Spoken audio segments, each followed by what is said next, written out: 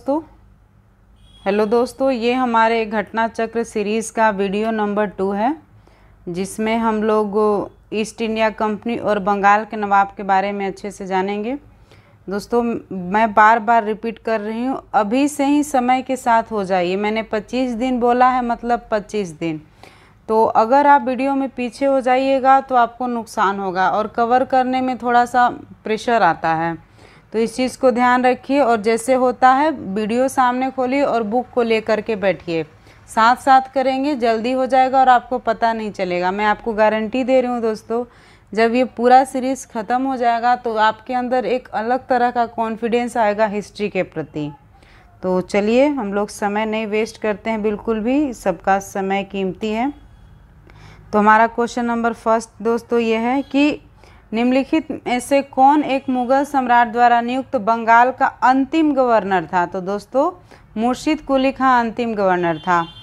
मुगल सम्राट फर्रुखसियर द्वारा 1717 में मुर्शिद कुली खां को बंगाल का गवर्नर यानी कि सूबेदार नियुक्त।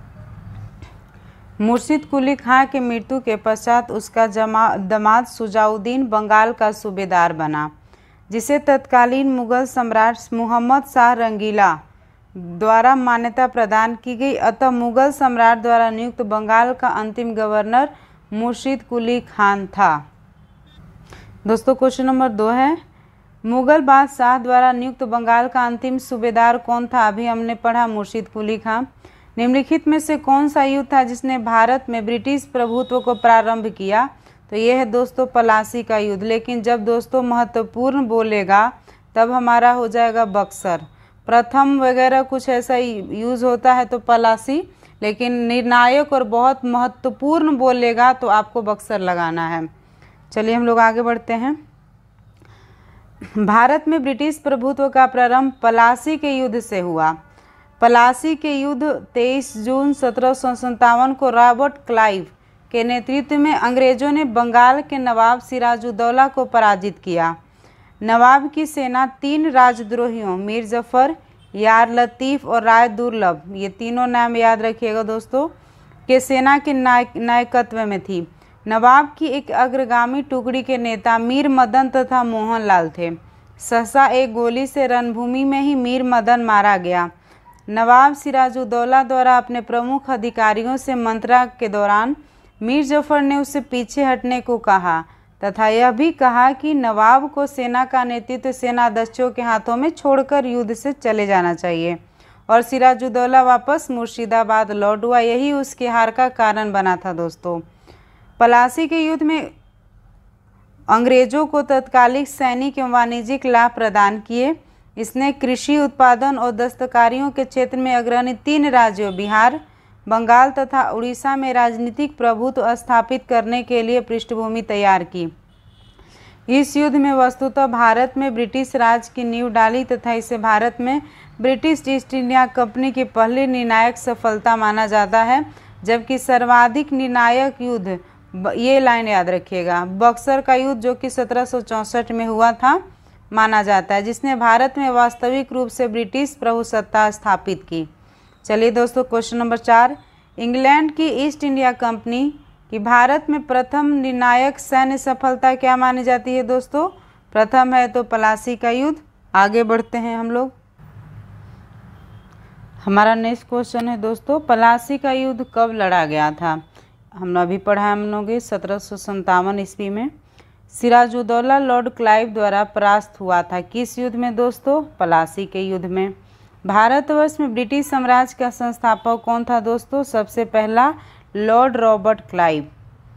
भारतवर्ष में ब्रिटिश साम्राज्य के संस्थापक लॉर्ड रॉबर्ट क्लाइव को माना जाता है, जिसने पलासी का युद्ध जो कि 23 जून 1757 में बंगाल के नवाब सिराजुद्दौला को पराजित कर पहली बार भारत में ब्रिटिश प्रभुत्व की नींव रखी थी। निम्नलिखित में किसी स्वर्ग से उत्पन्न सेनानायक कहा जाता है दोस्तों? रॉबर्ट क्लाइव को। क्लाइव एक सैनिक के रूप में राजनेता था। विलियम पिट का यह कथन है कि वह स्वर्ग से उत्पन्न सेनानायक है, यानी कि ब्रिटेन के उस समय प्रधानमंत्री थे विलियम पिट। उन्होंने कहा था। पलासी का युद्ध यानी कि मैदान कहाँ स्थित है दोस्तों? पलासी, जो कि वर्तमान का नाम पलासी है, यह पश्चिम बंगाल राज्य के नदिया जिले के भगीरथी नदी के किनारे है। ठीक है दोस्तों, चलिए आगे बढ़ते हैं नेक्स्ट को। निम्नलिखित में से किसने राजधानी मुर्शिदाबाद से मुंगेर स्थानांतरित किया था दोस्तों?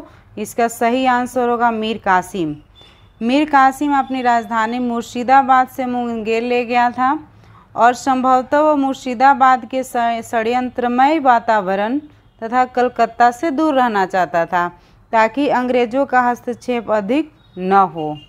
सबसे अधिक निर्णायक युद्ध जिसने अंग्रेजों के भारत में प्रभुत्व को संस्थापित किया था वह है बक्सर का युद्ध।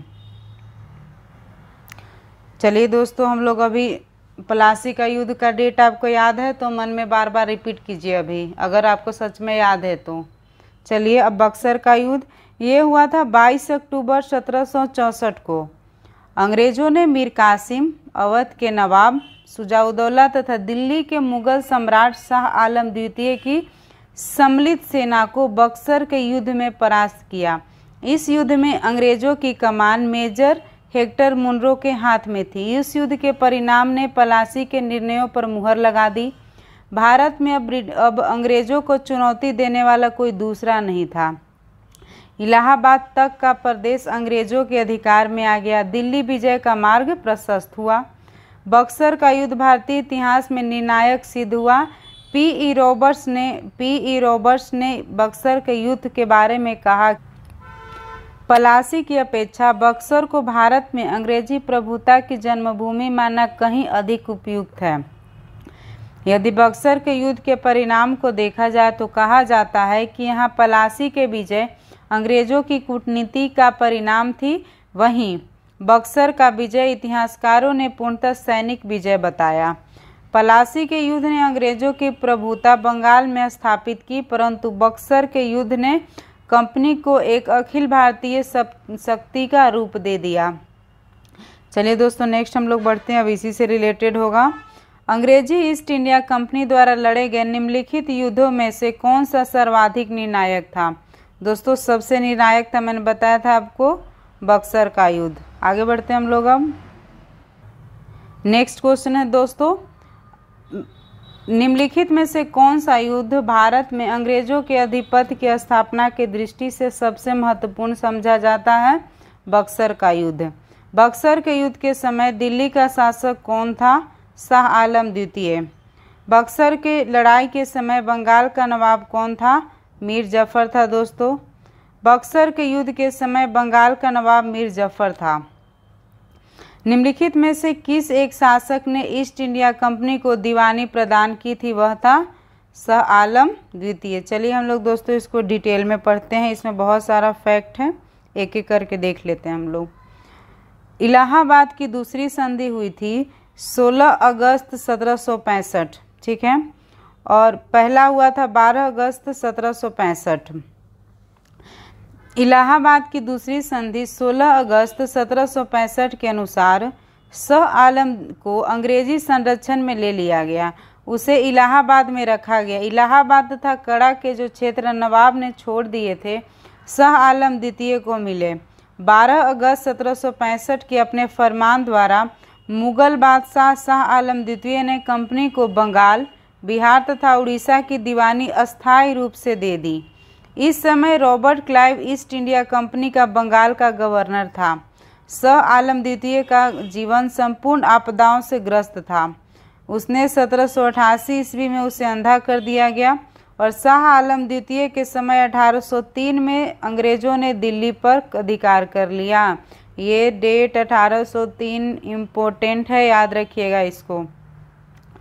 शाह आलम द्वितीय तथा उसके दो उत्तराधिकारी उसके उत्तराधिकारी अकबर द्वितीय, जिनका कार्यकाल 1806 से 1837, और बहादुर शाह द्वितीय जो 1837 से 1857 तक थे, जो कि 1857 के युद्ध में थे। ये ईस्ट इंडिया कंपनी के पेंशनभोगी मात्र बन करके रह गए। तो हमने इसका डिटेलिंग देख लिया, तो बार बार इसको पढ़िएगा, आपको चीज़ें बहुत अच्छे तरह से याद होंगी। चलिए आगे बढ़ते हैं समय ना बर्बाद करते हुए। 1765 ईस्वी में ईस्ट इंडिया कंपनी को बंगाल की दीवानी किसने प्रदान की थी दोस्तों? मुगल सम्राट ने। किस गवर्नर के कार्यकाल में ईस्ट इंडिया कंपनी को शहंशाह आलम द्वारा बंगाल, बिहार तथा उड़ीसा में दीवानी अधिकार दिया गया दोस्तों? लॉर्ड क्लाइव के द्वारा, अभी हमने पढ़ा। सम्राट शाह आलम द्वितीय ने ईस्ट इंडिया कंपनी को बंगाल, बिहार तथा उड़ीसा के दीवानी कब हुआ था दोस्तों? ये 12 अगस्त 1765 को, और दूसरा वाला हुआ था 16 अगस्त 1765 को, तो इसको ध्यान में रखिएगा। इलाहाबाद के संधि के बाद रॉबर्ट क्लाइव ने मुर्शिदाबाद का उप दीवान किसे बनाया था दोस्तों? मोहम्मद रजा खान को बनाया था। तो चलिए अब हम लोग इसका डिटेलिंग देख लेते हैं।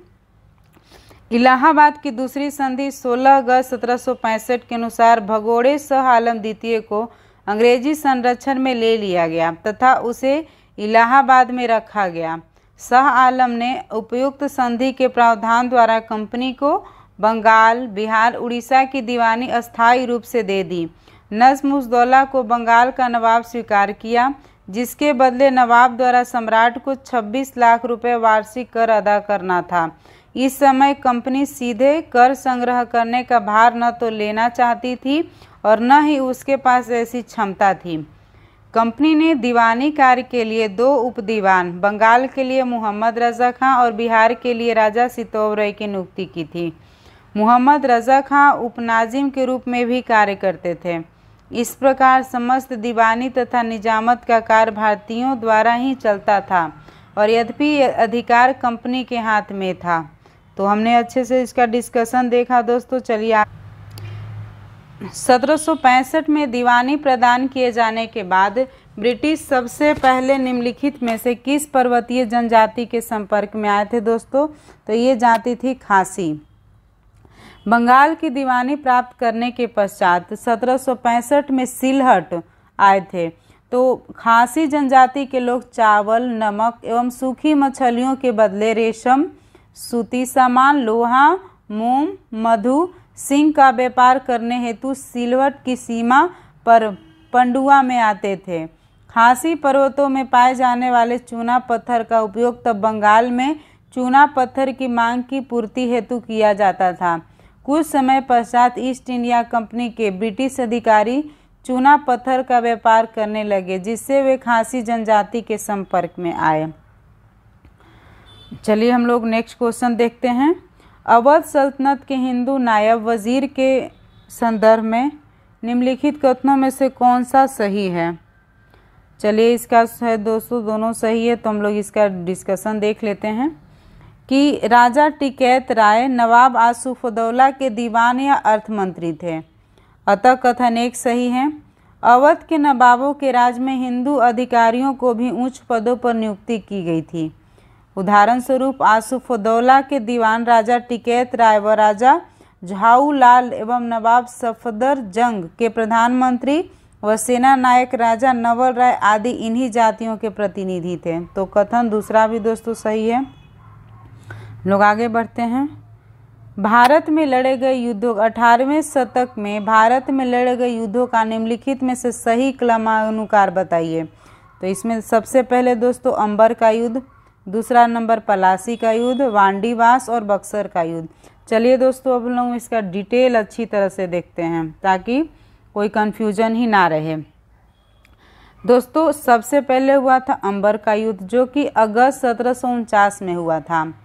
ये हुआ दोस्तों मुजफ्फर जंग, चंदा साहब तथा फ्रांसीसियों की एक संयुक्त सेना ने बेलूर के समीप अंबर, कहाँ पे? बेलूर के समीप अंबर नामक स्थान पर कर्नाटक के नवाब औरुद्दीन को पराजित कर उसकी हत्या कर दी। मुजफ्फर जंग दक्कन का सूबेदार बन गया और इस उपलक्ष्य में उसने अपने हितकारी डुप्ले को कृष्णा नदी के दक्षिणी भाग के मुगल प्रदेशों का गवर्नर नियुक्त कर दिया तथा उत्तरी सरकार के कुछ जिले भी फ्रांसीसियों को दे दिए। इसके अतिरिक्त मुजफ्फर जंग की प्रार्थना पर एक फ्रेंच सेना की टुकड़ी बुस्सी के नेतृत्व में हैदराबाद में तैनात कर दी गई। तो हम लोग दूसरे उसको डिटेल में पढ़ा। अंबर का युद्ध एक जगह है। चलिए हम लोग दूसरा पढ़ते हैं। अभी इसके बारे में हम लोगों ने डिटेल में पढ़ा है दोस्तों। पलासी का युद्ध जून 1757 को। तो चलिए अब इसको हम नहीं पढ़ने वाले। ठीक है। अब ये देखते हैं वांडीवास का युद्ध जनवरी 1760 में अंग्रेजों तथा फ्रांसीसियों के मध्य युद्ध में फ्रांसीसी पराजित हुए। अंग्रेजी सेना का नेतृत्व सर आयर कूट ने, जबकि फ्रांसीसी सेना का नेतृत्व काउंट डी लाली ने किया था। दोस्तों ये क्लियर है। बक्सर का युद्ध हमने डिटेल में आगे कर लिया है, तो इसको रहने दीजिए, आगे बढ़ते हैं हम लोग। उस फ्रांसीसी सेनापति का नाम बताइए जो 1760 के वांडीवास के युद्ध में पराजित हुआ। तो दोस्तों उस समय था कौन? काउंट डी लाली था, तो वो पराजित हो गया। वांडीवास के युद्ध 1760 में हुआ था। सी होता है ब्रिटिश ने फ्रेंच को हराया था। चलिए हम लोग आगे बढ़ 1760 का प्रसिद्ध वांडीवास का युद्ध अंग्रेजों द्वारा किसके खिलाफ लड़ा गया था दोस्तों? फ्रांसीसियों के द्वारा। निम्नलिखित में से कौन युग में सम्मिलित है? तो वांडीवास का युद्ध फ्रांसीसी विरुद्ध ईस्ट इंडिया कंपनी था। चलिए हम लोगों ने कर दिए थे। चलिए हम लोग आगे बढ़ते हैं। नहीं, इसमें कुछ हमको डेटा नज़र आ रहा है दोस्तों, इसको पढ़ ही लेते हैं। छोड़ना क्या है, जब पढ़ रहे हैं तो अच्छे से पढ़ेंगे। बक्सर का युद्ध 22 अक्टूबर 1764 को अवध के नवाब शुजाउद्दौला, मुगल सम्राट शाह आलम द्वितीय तथा मीर कासिम की संयुक्त सेनाओं और अंग्रेजों के मध्य हुआ था। वांडीवास का युद्ध 23 जनवरी 1760 को अंग्रेजों तथा फ्रांसीसियों के मध्य हुआ था। इस युद्ध में फ्रांसीसी पराजित हुए। यही पराजय भारत में उनके पतन की शुरुआत थी। चिलियांवाला का युद्ध 13 जनवरी 1849 को लड़ा गया था। इम्पोर्टेंट है, याद रखिएगा। इस युद्ध में अंग्रेजी सेना का नेतृत्व लॉर्ड गफ ने किया था तथा सिख सेना शेर सिंह के नेतृत्व में लड़ी थी। यह युद्ध अनिर्णित समाप्त हुआ। इस युद्ध के पश्चात इस युद्ध के समय भारत का गवर्नर जनरल लॉर्ड डलहौजी था। खुर्दा का युद्ध 1795 में निजाम के विरुद्ध मराठों द्वारा लड़ा गया था, जिसमें निजाम की हार हुई थी। चलिए नेक्स्ट क्वेश्चन। निम्नलिखित में से किसने भारत में अंग्रेजों का सर्वाधिक विरोध किया? दोस्तों मराठों ने। भारत में अंग्रेजों का सर्वाधिक विरोध मराठों ने किया था। 3 आंग्ल मराठा युद्धों के पश्चात मराठा शक्ति को दबाया जा सका। मुगल साम्राज्य के खंडरों पर मराठों ने अपने साम्राज्य की आधारशिला रखी। इन्हीं परिस्थितियों में अंग्रेजों ने भी लाभ उठाया। प्रथम आंग्ल मराठा युद्ध में अंग्रेजों की मुंह की खानी पड़ी और सलवाई संधि से प्रथम युद्ध बंद हुआ। ब्लेजली ने 1802 में अपने सहायक संधि के जाल में पेशवा को बांध लिया और 1818 में लॉर्ड हेस्टिंग्स ने मराठों की रही सही शक्ति को समाप्त कर ब्रिटिश साम्राज्यता की स्थापना की। दोस्तों अब हमारा जो है नेक्स्ट टॉपिक है क्षेत्रीय राज कौन? पंजाब और मैसूर। ये हम लोग अपने नेक्स्ट वीडियो में पढ़ेंगे। तो चलिए इसको आराम से देखिए, रिवाइज कीजिए। धन्यवाद।